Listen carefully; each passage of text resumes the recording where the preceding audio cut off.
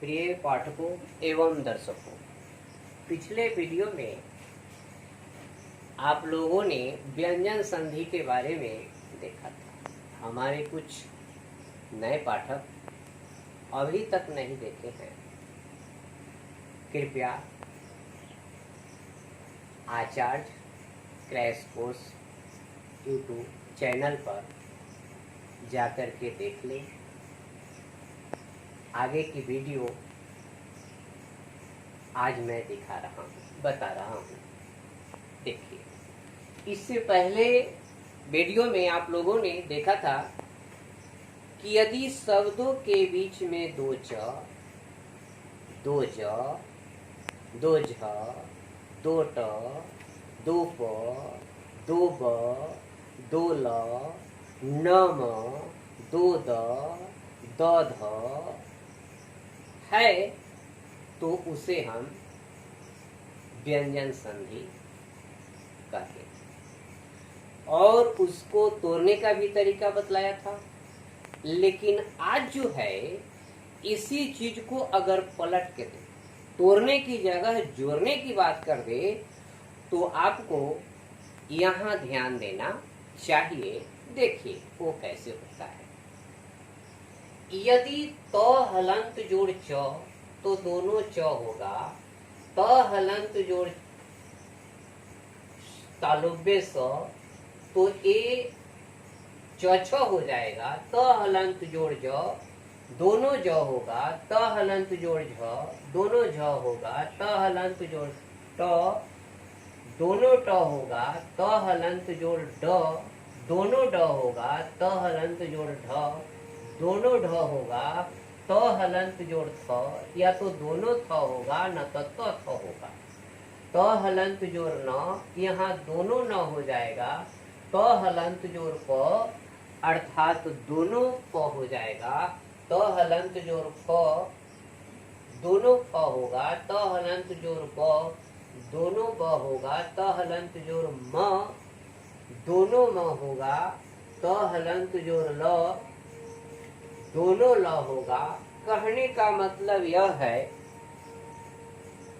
कि त हलंत के बाद जो भी वर्ण होगा वह उसी में परिणत हो जाएगा। तो यहाँ इस प्रकार मैंने उदाहरण बहुत कम दिए थे। उदाहरण तो आपको बनाना है, आपको अपना अभ्यास करना है।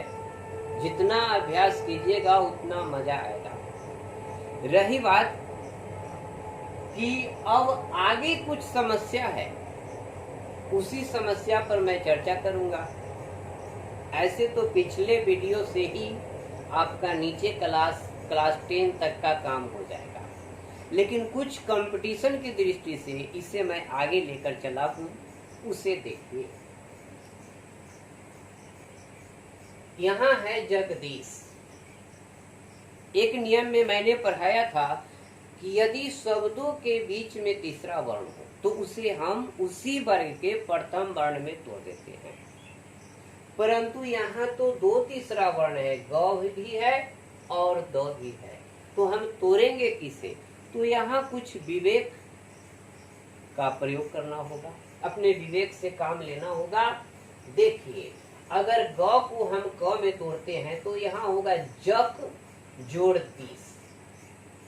ये ठीक नहीं है, इसलिए इसको तोड़ेंगे तो यहाँ हो जाएगा जगत जोड़ ईस।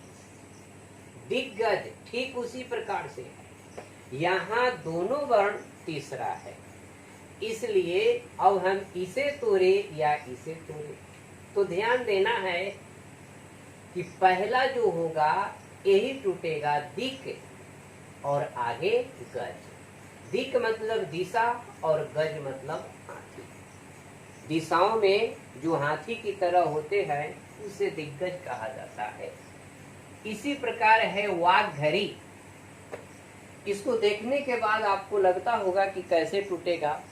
तो हम नियम एक बताए थे कि यदि दो वर्ण संयुक्त रूप से रहे, तीसरा और चौथा, तो तीसरे को पहले में और चौथे के स्थान पर हो जाता है। एक दो उदाहरण पिछले वीडियो में मैंने दिया था, एक उदाहरण यहाँ भी देख लीजिए। ग बदल गया क में प्रथम वर्ण में और घ के स्थान पर प हो गया, वाक्य जोड़ है। इस प्रकार के अनेकों है, अपना ध्यान से उसको बनाते रहिएगा। एक समस्या यह है कि यदि शब्दों के बीच में संयुक्त रूप से मूर्धन्य स और ट, स और ठ रहे तो यह व्यंजन संधि में आता, परंतु हम इसे तोड़ेंगे कैसे? तो इसे तोड़ने के लिए हम मूर्धन्य स हलन जोड़ तो या थ में तोड़ेंगे। जैसे उदाहरण देखिए, पीछे भी हम बताए थे, भ्रष्ट, यहाँ भ्रष्ट जोड़ तो, षष्ठ सस जोड़ थ। इसमें हमने देखा कि यहाँ जो है ट या ठ यह आता है व्यंजन वर्ण के बाद, परंतु यदि यह जो है उपसर्ग के बाद आ जाए या हर्ष स्वर के बाद आ जाए, या कहिए कि स्वर के बाद आ जाए, तो थोड़ा सा परिवर्तन हो जाता है। यही यदि स्वर के बाद सठ आता है तो इसे हम दंत स और फ में तोड़ देते हैं, बदल देते हैं। जैसे अनुष्ठान, यहाँ अनु है और यहाँ मूर्धन्य स और ठ है, तो यहाँ जोड़ करके अनु और यहाँ दंत स हो गया है अनुस, जोड़ स्थान। प्रतिष्ठा उपसर्ग है या हर्ष स्वर है, मूर्धन्य स है, इसलिए यहाँ दंत स हो गया। यहाँ इस ओर ध्यान दीजिएगा। आगे देखें कि एक शब्द है अनुच्छेद। अनुच्छेद में जो है यहाँ स्वर के साथ जब व्यंजन वर्ण का मेल होता है तो बताइए कौन सी संधि होगी?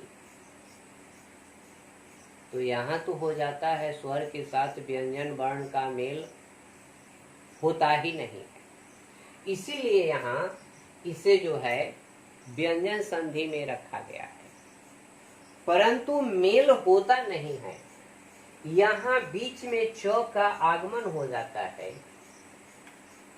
इसलिए इसे आगम संधि कहा जा सकता है, इसे संयोग संधि कहा जा सकता है, और यह खास करके उपसर्ग से बना होता है, इसलिए उपसर्ग संधि कहा जा सकता है। ऐसा प्रश्न खास करके अभी तक नहीं पूछा है, लेकिन एडवांस क्वेश्चन है, यह कंपटीशन में पूछा जा सकता है। आगे देखिए, यहाँ एक शब्द है निषेध। इसमें किसी प्रकार की संधि नहीं होती है, केवल हो जाता है नी और वर्ण में परिवर्तन होता है, मूर्धन्य स का हो जाता है दंत स। विषम, बी जोड़ दंत स सम, अर्थात यहाँ केवल परिवर्तन होता है। इस प्रकार के बहुत सारे हैं, जैसे अभिषेक ले लीजिए, इसी प्रकार का है।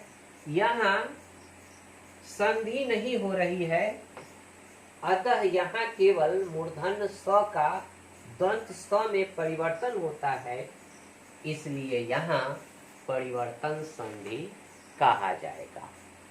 अब हम चलते हैं दूसरे नियम की ओर। आते हैं हम अगले नियम की ओर। यहाँ गौर से देखें, उन्नति, जगन्नाथ, इसी प्रकार है पूषण नापा विरणु अस्मिन में। दोनों जगह जो है नौ नौ है। यहाँ दोनों व्यंजन संधि में है। अब देखने से पता चलता है कि दोनों जो है एक ही तरह का है, लेकिन टूटेगा अलग अलग। थोड़ा सा अंतर है। जहाँ समस्या है उसी जगह मैं समाधान के लिए इस वीडियो को बना रहा हूँ। यहाँ उन्नति जो है यह टूटेगा प्रथम वर्ण में, तो थो दो ध न। जगन्नाथ जो है यह भी टूटेगा, तो थो दो धो न। परंतु यहाँ जो है पूषण अपा विष्णु, यहाँ एक नौ और दूसरे नौ में टूटेगा। यहाँ नौ का द्वित्व हो जाता है, यहाँ भी नौ का द्वित्व हो जाएगा, परंतु यहाँ तो हलंत में टूटेगा। तो यहाँ थोड़ा सा विवेक से काम लेना है। यहाँ देखना है कि इस नौ के बाद अलग स्वर है और यहाँ जो है आ है, इसीलिए ऐसा होता है। तो थोड़ा सा विवेक से ध्यान दे करके, एक केवल संस्कृत में आता है और एक हिंदी में भी आता है। आगे जो है संस्कृत के अनुसार नम, ए नम, अंग म आने पर पहला वर्ण अपने ही वर्ग का प्रथम वर्ण में परिवर्तन हो जाता है। जैसे सन्मित्रम, यहाँ का न प्रथम वर्ण में हो जाएगा सत मित्रम। सन्मातुर, यहाँ टवर्गी न है, इसलिए ट वर्ग का पहला वर्ण ट सट जोड़ मातुर होगा। प्रांगमुख, यहाँ अंग है, इसलिए प्रथम वर्ण क और मुख हो जाएगा। ऐसे तो पढ़ने के लिए बहुत है, लेकिन यही काफी है। मैंने कहा था कि मैं हिंदी और संस्कृत दोनों पढ़ाऊंगा, तो इसमें कुछ भाग जो है वो संस्कृत में आता है, कुछ भाग जो है हिंदी में आता है, लेकिन नियम दोनों का लगभग समान ही है। अगर संस्कृत के बारे में, सूत्र के बारे में जानना चाहते हैं, संस्कृत सूत्र, तो व्यंजन संधि के लिए बहुत सारा सूत्र बना हुआ है। जैसे झलांग जसो बनते, मनुस्वार, स्तमह सुटी, अस्तो अष्टुनाचु। इसी प्रकार से जो है तोरली, कई प्रकार के सूत्र आते हैं जो संस्कृत के हैं। इन सारे सूत्रों को मैं एक ही जगह जमा करके हिंदी में सबसे शॉर्ट तरीका में आप लोगों के सामने प्रस्तुत किया। आशा है कि यह आपको जरूर पसंद आया होगा, और जब पसंद आता है तो एक काम तो बनता है कि चैनल को सब्सक्राइब करें, वीडियो को लाइक करें। अगर अभी तक नहीं किए हैं तो कृपया इतना करें। अगला वीडियो जो होगा वह स्वर संधि पर होगा। पहले संधि समाप्त करूंगा, इसके बाद मैं फिर उपसर्ग वगैरह पर आऊंगा। धन्यवाद।